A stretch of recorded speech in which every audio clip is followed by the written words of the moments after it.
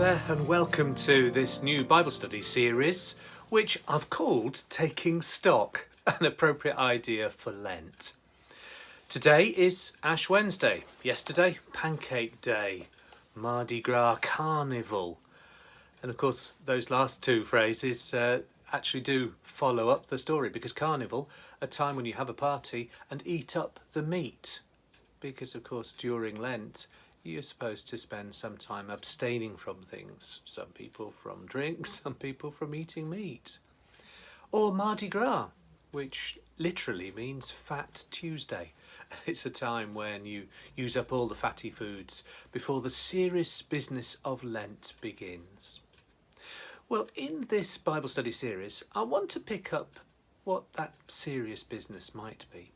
But I also want to say that actually Lent is mistakenly thought of as being a time when you give up something and denial, when in fact it may be a time to take up something, to do something different, to look with new eyes, and, as the title indicates, to take stock. So join with me to take stock over the next few weeks. The plan is that every fortnight we'll have a chance to discuss some of these ideas through Zoom, and I'll be giving you more details about that in due course.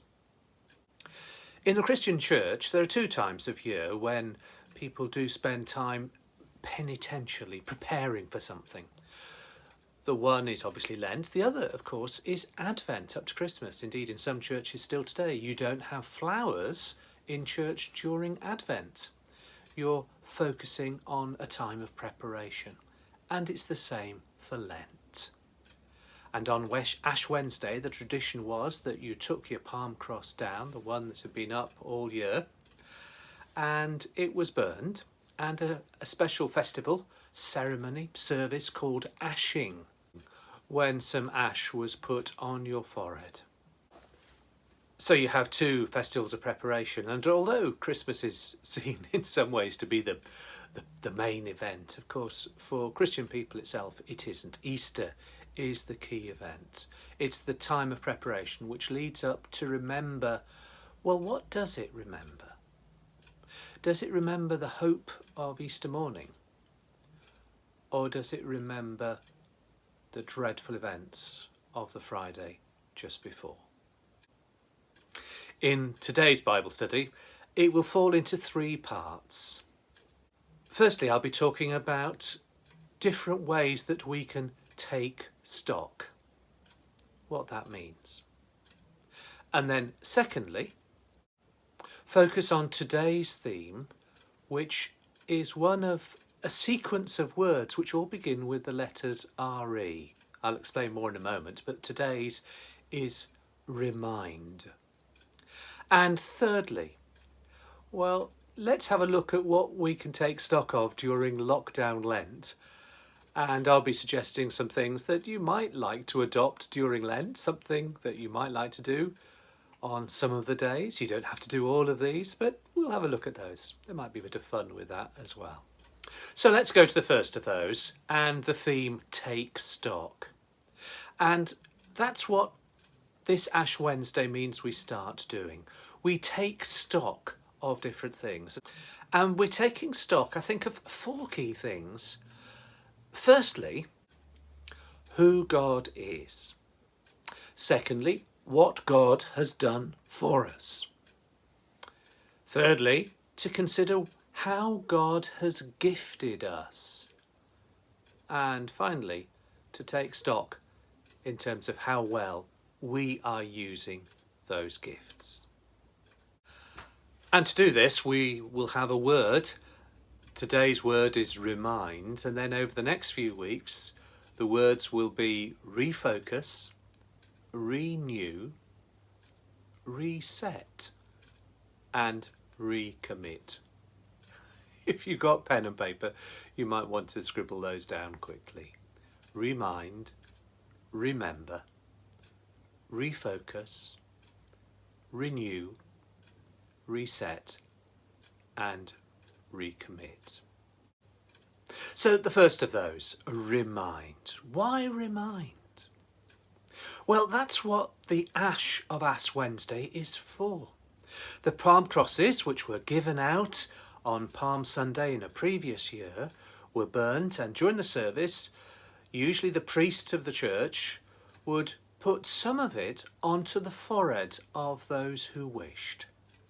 And it was a reminder that they'd had that cross in their house right through the year, but a reminder too, as I've said, not of Easter morning's hope, but Good Friday's pain. Years ago, as a good Baptist, I hadn't got a clue about this, and I remember attending an event with an elderly friend of mine who went to the local Anglican church, and I couldn't help noticing that he got a dirty mark on his face. So I said very discreetly, by the way, you've got a bit of mark on your face.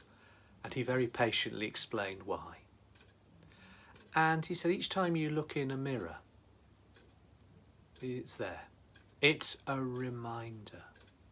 It's a reminder that maybe in all the things that we're doing, we've got to keep in touch with what's really important. And for a Christian, that's what the reminder is doing.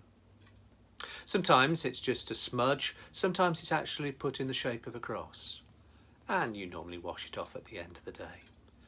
But what an important reminder it is. Now, I know that men and women can seldom pass a mirror without just checking. And that's the whole point, it seems to me, that is a visible reminder that will remind you and remind others who see it. And if they don't know what it means, well, the explanation is actually quite important, isn't it? A reminder that there is a serious business to Lent, rather than the jokes about giving up chocolate or giving up wine. Indeed, it is serious, because it is a reminder of an instrument of Roman, not just crucifixion, not just execution, but torture as well. It was a horrible thing. I once read somewhere that someone had said, you know, it's amazing that we have little silver crosses that you can have on necklaces that are seen to be a very beautiful thing. What would people think if we had the modern equivalent of an electric chair on the end of the chain instead? A reminder of something that is so significant, and the fact that, as we understand it, although Jesus did not want it to happen, he saw that it was his responsibility to follow his journey through, trusting in God. Now, I know that many of us probably won't have an ash mark on our heads today, but can I suggest something you might consider? Draw a cross on a sticky label and stick it on your mirror, or get 2 little bits of twig and blue tack them to your mirror, the first mirror that you look at most mornings, because that's the reminder that we need, something that we see that reminds us of what Lent is all about, because that will set us up for all the things that we should be doing as we prepare in this season of Lent. So that's my key word for today, the reminder. And that's my suggestion, that you might put something on the first mirror that you look at each day as your reminder. So there it is. We've done 2 of the 3 things that I promised.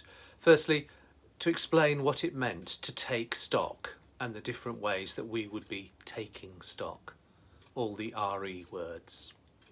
And then to look at the first of those words in detail, remind, and a practical suggestion for us to have a little reminder. But finally, we talked about Lent as a time to take stock of things, not necessarily just giving something up.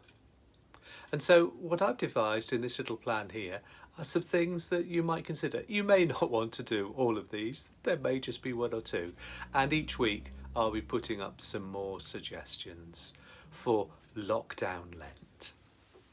I must be clear and say that these suggestions are not especially religious, but in their own way, I think they are quite holy.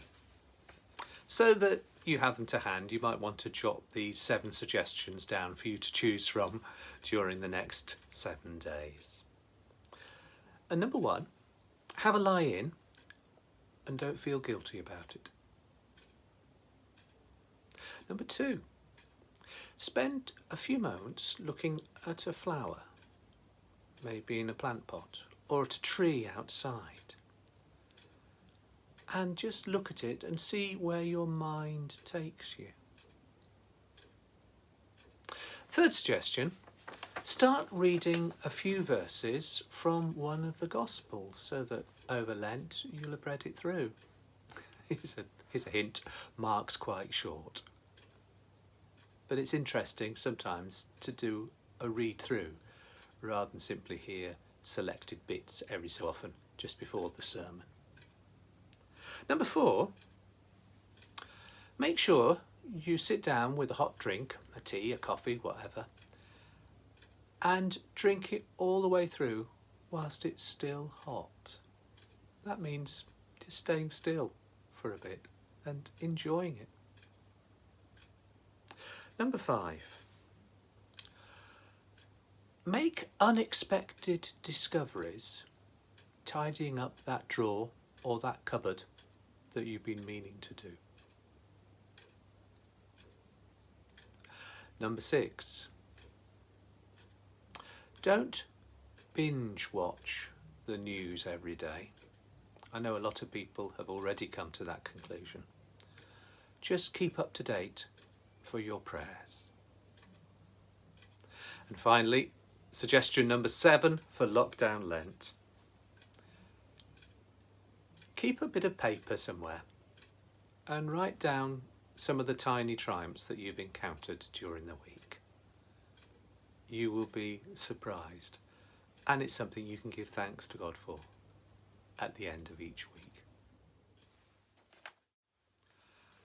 And here's a final prayer for Lent.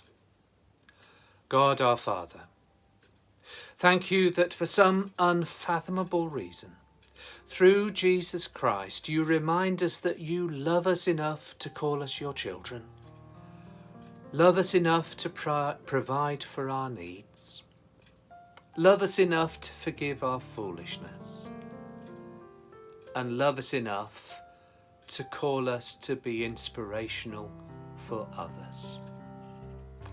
Amen.